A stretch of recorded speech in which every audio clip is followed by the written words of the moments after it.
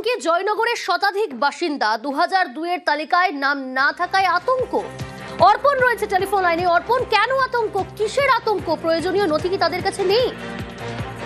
দেখো, 2002 সালের যে ভোটার তালিকা, সেখানে শতাধিক পরিবারের সদস্য তাদের নাম নেই এবং তাদের যে কমিশনের যে 11টি গাইডলাইন দেওয়া হয়েছে নথি জমা দেওয়ার জন্য, তার মধ্যে কোনোটাই তাদের নেই এমনটাই জানাচ্ছেন পরিবারের সদস্যরা।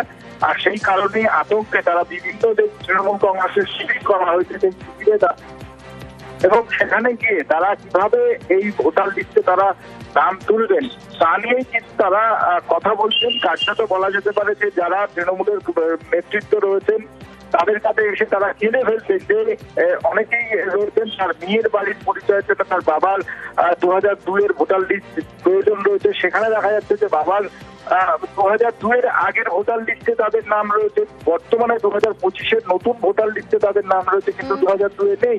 আর সেই কারণেই তারা সমস্যার মধ্যে পড়েছেন এবং তৃণমূলের পক্ষ থেকে জানানো হচ্ছে যে কেন্দ্রীয় যে নির্বাচন কমিশনের যে গাইডলাইন দেওয়া হয়েছে সেই গাইডলাইন মেনে তাদের কাছে নথি না থাকার জন্যই তারা আতঙ্কগ্রস্ত। তারা প্রশাসনের দ্বারস্থ হবেন, দরকার হলে তারা আবারও তারা রাস্তায় নেমে এই প্রতিবাদ জানাবেন।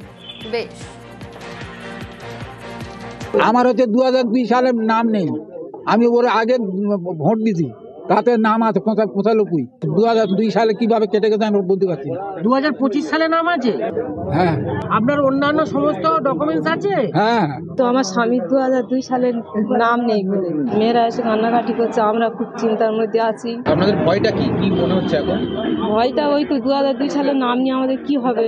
জন্মতে আমি এখানে বাস করতেছি, 2002 নাম আসেনি। ভোটার কার্ড, প্যান কার্ড সব আছে, জায়গা দলিল।